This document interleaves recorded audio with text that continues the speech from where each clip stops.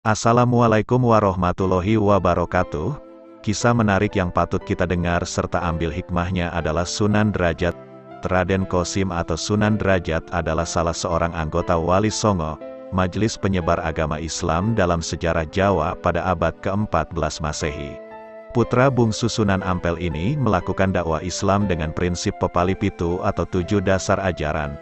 Selain melalui seni dan budaya, Sunan Derajat lahir di Ampel Denta, Surabaya, pada 1470 Masehi dengan nama Raden Kosim sebagai putra termuda Sunan Ampel dengan Nyai Ageng Manila. Ia adalah adik dari Raden Maulana Mahdum Ibrahim alias Sunan Bonang.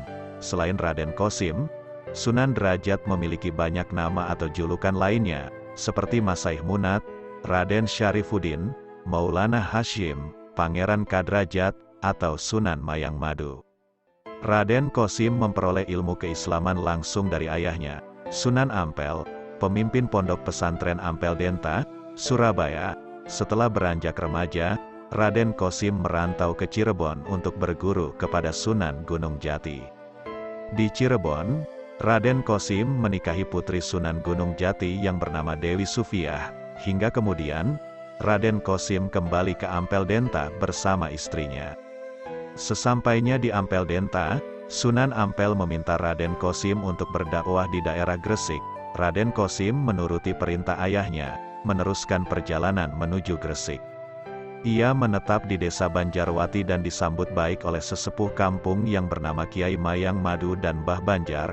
Di desa Banjarwati, Raden Kosim dinikahkan dengan putri Kiai Mayang Madu yang bernama Nyai Kemuning. Di wilayah yang bernama Jelak, daerah yang memiliki medan lebih tinggi dari tempat lainnya di desa Banjarwati, Raden Kosim mendirikan surau dan mengajar penduduk setempat. Kendati tergolong bangsawan, ia amat dekat dengan rakyat, jiwa sosialnya tinggi serta mengutamakan kesejahteraan penduduk.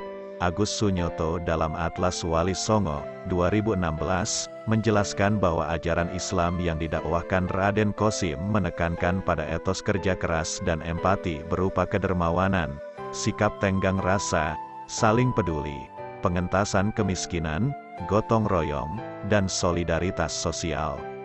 Ketika turun langsung ke masyarakat, Raden Kosim mengajarkan banyak hal kepada warga, dari cara membangun rumah, membuat alat-alat untuk memikul orang seperti tandu atau joli, dan lain sebagainya. Pada akhirnya, Raden Kosim dijadikan imam pelindung oleh penduduk di Pedukuhan Derajat. Sejak itulah, Raden Kosim mulai dikenal dengan nama Sunan Derajat. 7 dasar ajaran Sunan Derajat. Jika Sunan Ampel berdakwah dengan ajaran Mohlimo, Sunan Derajat berdakwah dengan pepali pitu atau 7 dasar ajaran. Berikut ini pepali pitu sebagai pijakan kehidupan sehari-hari yang disampaikan oleh Sunan Derajat. 1. Membuat senang hati orang lain.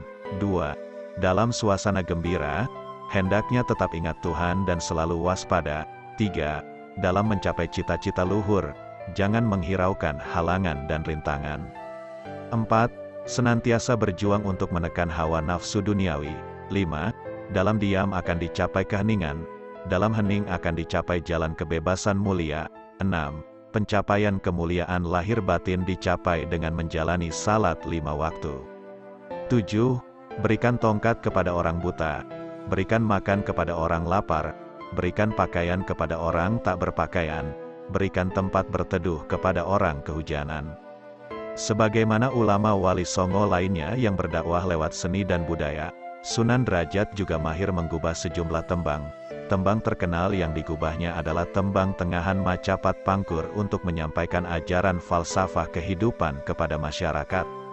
Sunan Derajat juga pandai mendalang serta sesekali mementaskan pertunjukan wayang untuk sarana dakwahnya. Peninggalan Sunan Derajat yang masih disimpan hingga sekarang adalah seperangkat gamelan yang disebut Singo Mengkok, serta benda-benda seni lainnya. Di masa tuanya, Sunan Derajat pindah ke kawasan Dalem Wungkur, arah selatan dari desa Derajat. Ia menghabiskan masa tuanya dengan berdakwah di sana. Pada 1522 Masehi, Raden Kosim atau Sunan Derajat tutup usia. Makamnya terletak di desa Derajat, Paciran, Lamongan, Jawa Timur.